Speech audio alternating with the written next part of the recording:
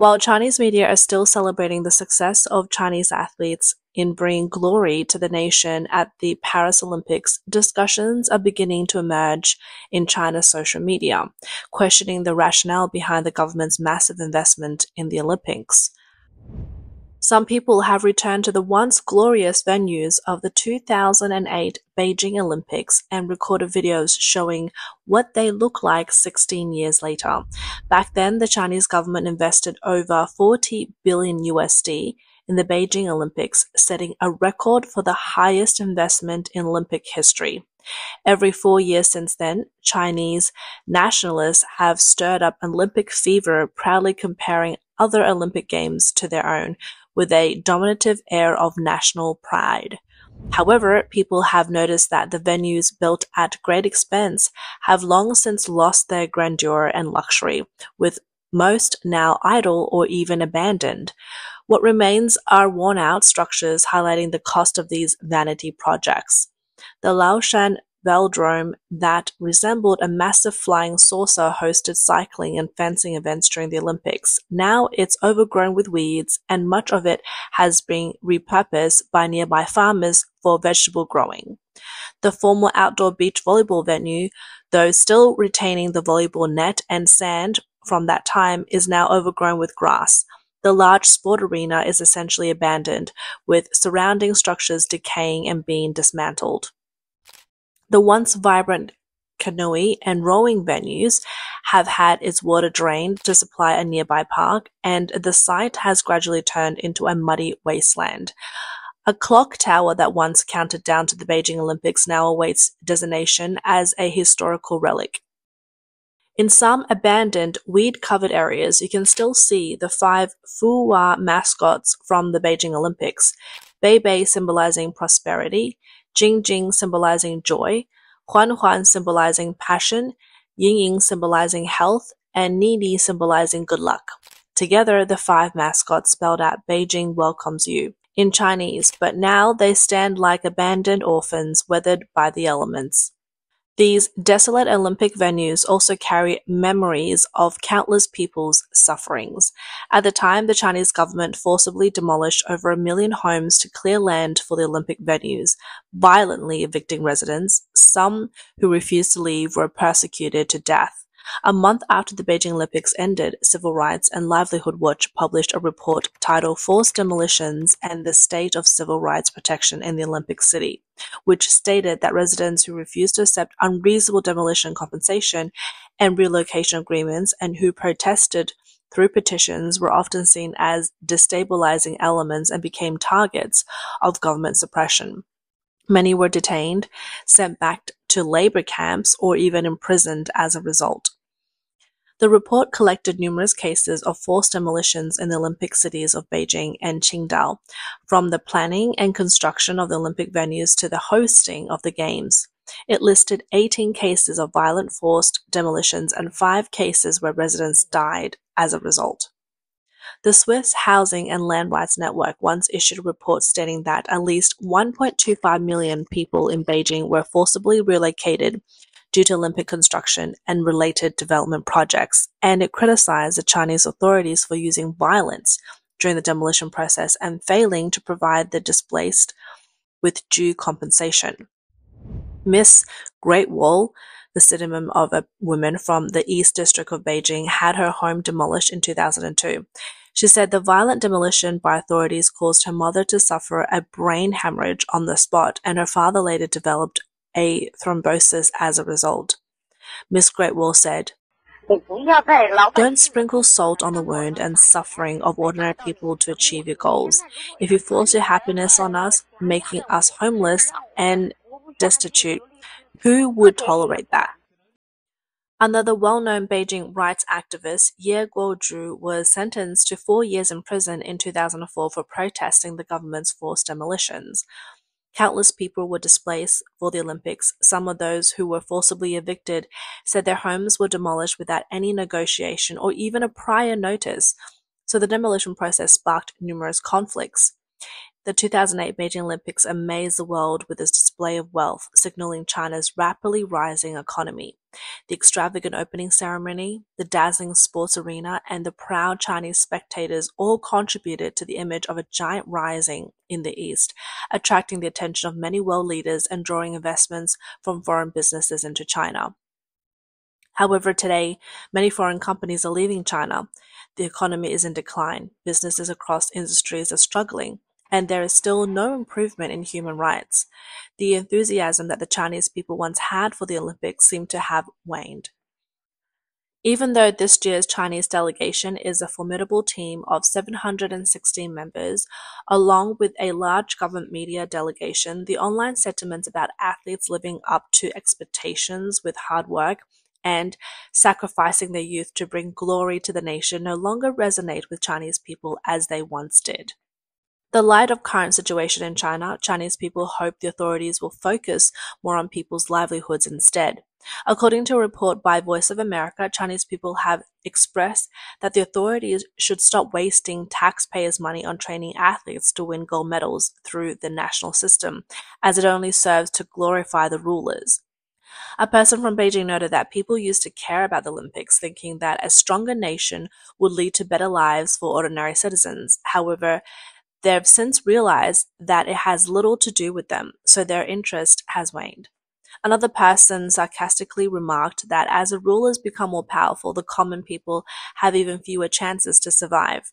Others observed that no matter how many medals are won, it doesn't necessarily mean that the population is getting healthier, as hospitals across China are still overcrowded with patients.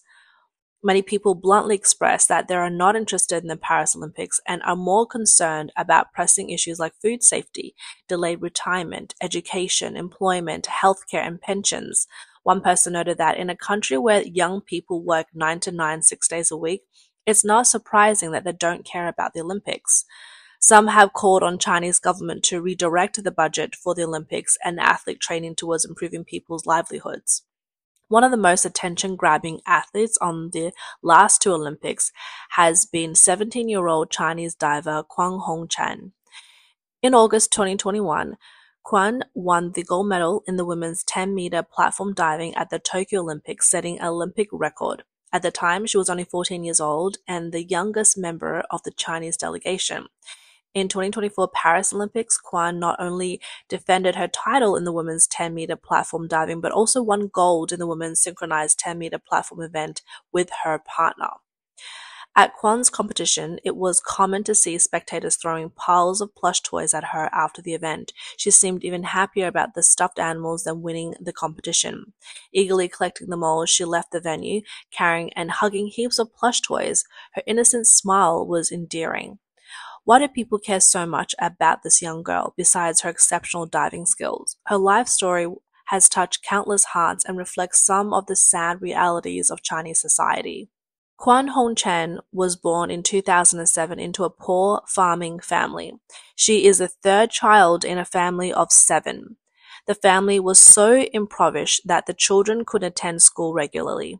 Quan's mother suffered from epilepsy due to her car accident and required long-term treatment, but the family's financial situation meant her mother couldn't afford medical care.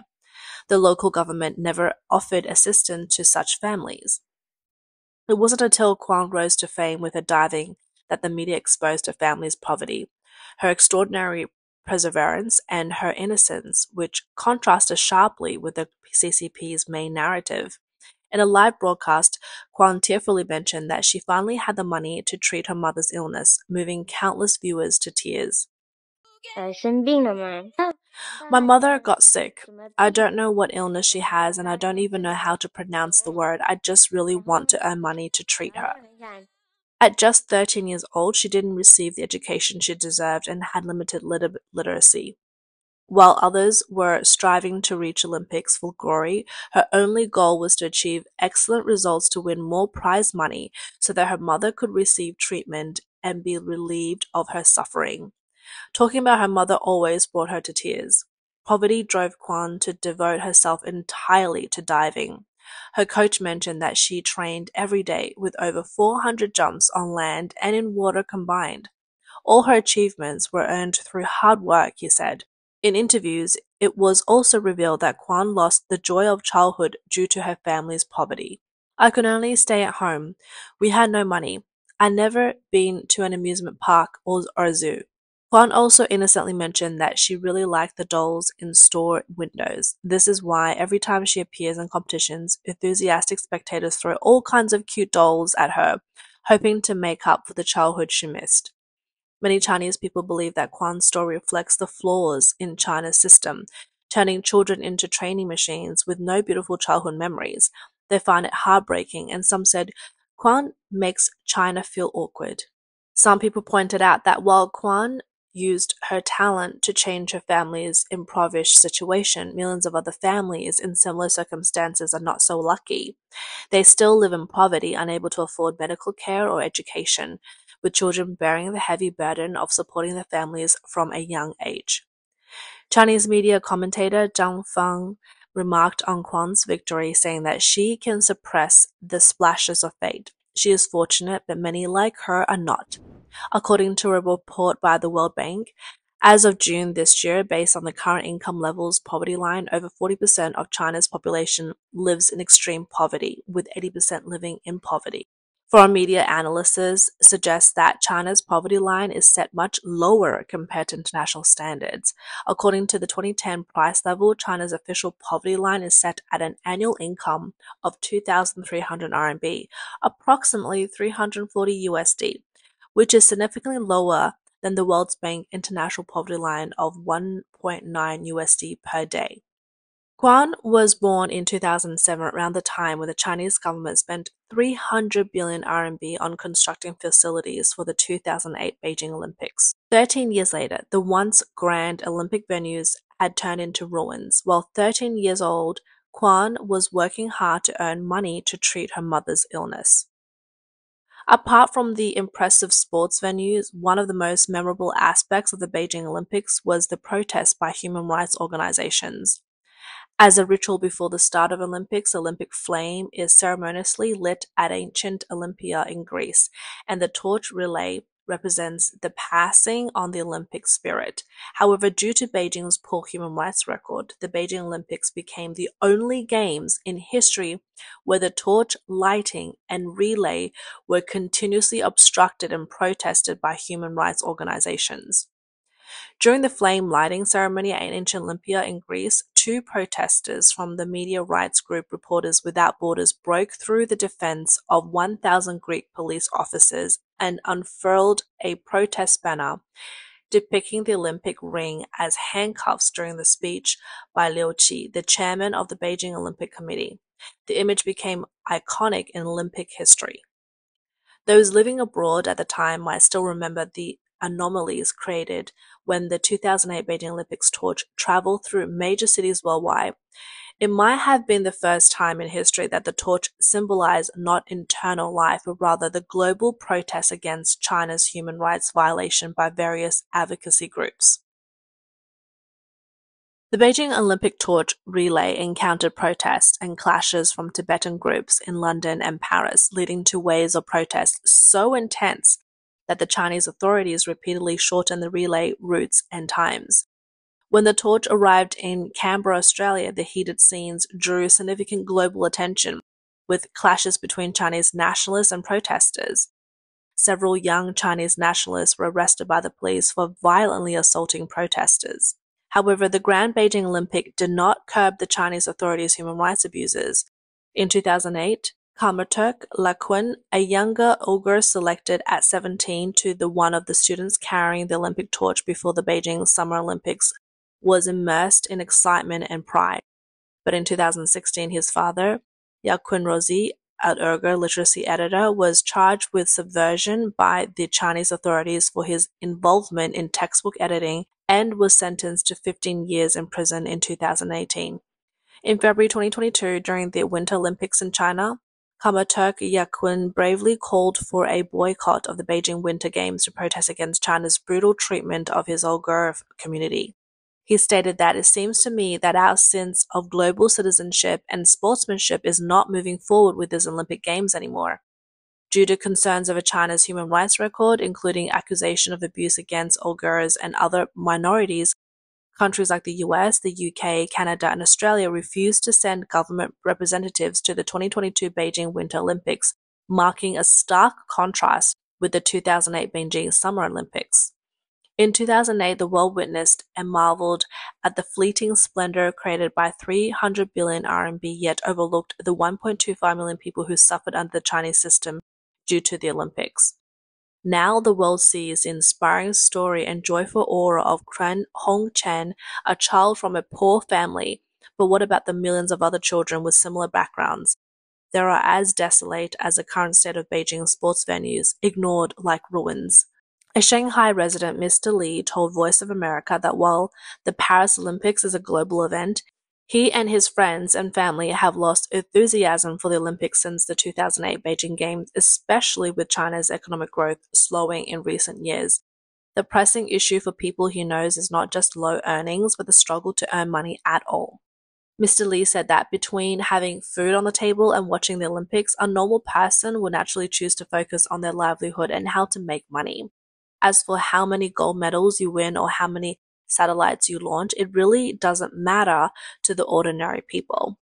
As the 2024 Paris Olympics came to a close, official statistics show that the games cost about 10 billion USD, only exceeding the budget by 25%, far less than the spending on previous games in Rio, London, or Tokyo, making it the most cost-effective Olympics in decades.